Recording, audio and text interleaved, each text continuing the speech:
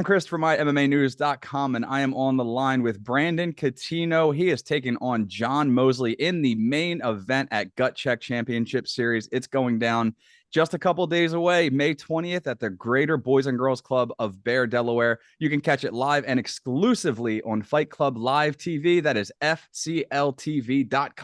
Before we go any further, I have to thank my guest for joining me once again, Brandon, the Mechanic Cuttino. It's a pleasure once again, my friend. How are you, brother? I'm doing well, man. It's good. It's good to be back on, talking with you, man. It's been a minute, but hey, it's always a good time chatting with you. Always good, man. Always good seeing you, whether it be on Zoom, whether it's seeing you live at the fights, whether it's covering the fights. But man, it's quite the roller coaster that you've been on in preparation. You've had the past few months originally slated to fight Zach Kelly, and then you had to pull out of that inaugural matchup, which was a couple months back. And then you booked the rematch. Unfortunately, Zach had to pull out of this bout. So the ups and downs getting ready for this fight, especially with the added drama, man. How are you feeling? I'm feeling good, man. It's one of those things where I learned like a while back, man. It's part of the fight game, man, dude. They're like things will happen in the fight game. You just got to be ready to kind of just really just roll with the punches. So that's just one of the things where I'm just able just to bounce, just to bounce with everything. Yeah. Does this switch or alter any of your training in the final weeks and days even? I mean, Zach Kelly and John Mosley, they're completely two different animals. Zach is very long and he utilizes his range extremely well, whereas John Mosley, a lot stockier frame, and he comes forward with absolute bombs. Like I said, quite the change in opponents. Do you change your training or is it just business as usual for you? Yeah, what I had to do is I had to kind of change training partners. So getting ready for Zach Kelly, I was going with another tall person, because going up against Zach Kelly is like it's usually rare for me to kind of really go up against a person either the same height as me or around my height or even taller. So that's kind of really what I was doing was I was going with somebody who was a little bit taller than me, but they had reach. So it kind of made me work, to make sure I still knew my range there. But then you got John Mosley. He's a little bit shorter than that, going from 6 foot to 5'7", and it's like, all right, well, hey man, we just got to change up the partners. And but the good thing was though, with my sparring, like I was I changed up my training a little bit, and I was hanging out with a couple of guys on Sunday. One of the guys that I was training with is Craig Alexander. He's actually gonna be fighting June 10th for Gut Check. So I was helping him get ready for his fight, and I was actually just here and there. Like my main partner was he's actually an amateur who's actually also too gonna be fighting on the June 10th card as well, and that's Artem. Sorry, man, I can't remember his last name, but I just call my man the Russian Nightmare anyway. But I was usually going with him, and then I would get around here or there with Craig, to kind of still stay sharp and everything like that. So I was still getting majority of my working with my man Artem, but I would still go a few rounds with Craig, and then just when it was like, hey, all right, I got John Mosley, hey Artem, you're out. It's just now more me and Craig now, and that's really been it. So I mean, but things have kind of really just transitioned smoothly. Yeah. Now, I mean, your last fight was in June, and John, he's had an extensive layoff. I mean, he's eager to get back in the mix. So, with that in the mind, is it like you're looking to exploit potential ring rust, or is it respect for the hungry dog looking to reclaim and get back in the mix? Because, like I said, you've been more than active lately. Yeah, I mean the thing is, I don't know who John Mosley is. Like I said, he's had that long layoff. Like it's one of those things because even for Zach Kelly, it's like his last fight was 2018. 2018 Zach Kelly might be different than 2023 Zach Kelly. It's the Right. same thing with Mosley. From the teens to now in the 20s, he might be a different fighter. So it's kind of really one of those things like you just gotta try to be prepared. You do your training, you be prepared for yourself, and you just gotta have your game plan. And you just try to go out and you just want to execute it. So obviously your focus blatantly is on John Mosley right now, but having to prepare for Zach Kelly multiple times, is that something that you want to maybe address down the line? Obviously not right now. Your focus is more than, Yeah.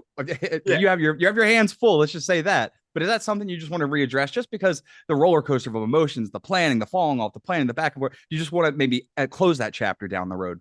Oh, no, no, dude, no. Me and Zach Kelly are meeting. It's gonna happen. Like I was telling I think I was talking to one of my teammates earlier, and I was basically kind of explaining it as like Tony Ferguson and Khabib. We're just scheduled to fight, but it just hasn't happened. But this time, but for us, it is gonna happen. Because even I think he did a post earlier this week, apologizing about getting hurt, but he even said that he wants the winner of this fight. So I mean, dude, it's just the history of me and Zach Kelly. It's gonna happen. Like I said, I had wanted this fight as an amateur, but it didn't happen, and then boom, it came up. It came in my lap for pros, and I was like, hey, let's do it. And so I'm like I said, I just think it's gonna be something that will be addressed down the line. And I mean, with John Mosley obviously being the main priority right now, you have a plethora more of experience in the professional kickboxing realm than what John Mosley has. Do you think that dedication to one craft plays in your factor in your favor? I mean, it's a fight. Anything can happen. It's the thing is, man, I really want to be is like as long as I'm in my space, I'm in my element, like I'm in my groove. I just don't think John Mosley can touch me, But hey, it's a fight. I might take my eye off the prize for a hot second. I get caught, I get rocked. Things can happen. I could, anything can happen in the fight game. But if I'm cooking, I'm cooking, man. And Mm. that's just how I just think it's just like dude, there's no like I'm just better. Like and anything that you see, man, reach, height, speed. I mean, maybe he could have the power. I mean, his nickname is the Bull, but I mean, I stand and bang with a couple of guys that are middleweights out here, light heavyweights, even heavyweights, and if I can if I can give them the business, I think I can give John Mosley the business as well. I think one of the luxuries of fighting on a pro am card is, and I don't know if you would ever notice this, but it's one of those unspoken things where the amateurs get to see the lives of the pros. They get to see what you have to live up to, what's to be expected from them down the line, as you're main eventing it. So just for those amateurs that are maybe looking to make the next step, what does a typical day look like for a professional kickboxer in Brandon Cuttino? For me, man, you know what? It's actually one of the things is actually I kind of get to have somebody actually kind of go through that with me where they kind of learn from me. As a kid in my school, he actually just became an amateur fighter. He's had 2 fights. But I usually train with him to help him get ready for his fight, and he kind of follows in my world. But really, a typical day for me is I wake up in the morning. I have me, some breakfast, of course. Then I go out, I train. Maybe about depending on the day, like an hour to an hour and a half. And then come home, have lunch, and then I go home. I'm sorry, I go to the school. I teach for the night, and then depending on the day, like for instance, like if it's a Monday, I'll probably do pads again at night, or like Wednesday, I might take the advanced class that we have because the owner of the school there he teaches it, so I might just jump in and just hang out with a couple people there. But really, for the most part, is me, man, just training in the morning and teaching at night. Now, I want to talk about something. And that's why I was looking down real quick because I was trying to find the exact name of it. But something that you participated in that I had just nothing but the absolute admiration for was the recent gym wars that you guys had. And you were stepping in to take on somebody. Oh, Swing for Um, the Stars, the there, charity there it event. was. There it Yeah, was. Can you take us through that? Because that was just it was phenomenal. It's so great to see just amazing athletes, professional athletes taking the time and just doing something just so courageous and out and just amazing. yeah, man. Yeah, it was great. Really, what it was giving kids with special needs their own fight night. It's kind of like how the Tim Tebow Foundation does with kids for prom. We just did it for kids who maybe train in our schools, but they'll never get that chance to really walk down the aisle, have a cornerman, have the crowd just get hyped for them. So we just wanted to give that to them, and man, it was just an amazing night. The kid who I went up against I actually knew who he was. Like I knew he was probably gonna pick me because he's a former student of mine before I transferred to teach at another school. Mhm. But yeah, he picked me, man. Adi the bag knocker, did his thing, man. He chopped down on my leg. I just couldn't get back up. But I mean, just the joy, man, dude. Just them talking on the mic, getting that mic time, just kind of just hearing the people cheer for them. Like it was a good night. I was happy that I was able to be a part of it. I hope to be a part of it again next year. And it was good, man. The families were happy, the parents. I took a photo with my man Adi afterwards. He came back, still talking to me about it. Had people come up and ask me how my leg was. I told them, hey, I'll be all right. Couple of ice, but yeah, it was just a good time, man. Like I love doing stuff like that. I love giving back. Like I Yeah. tell my students, say, hey, I'm a martial artist, and martial arts, we help others, we give back if we can. That's just got to be the best feeling, giving back to something like that. And not only that, but it has to mean something. I mean, if you can even put it into words what it means for somebody to pick you as their opponent. I mean, that's almost like weird to say, is like yeah, I choose to fight you, but obviously he sees something in you, and he looks up to you. He finds something in Yeah. you that aspires him. That has to mean the world to you.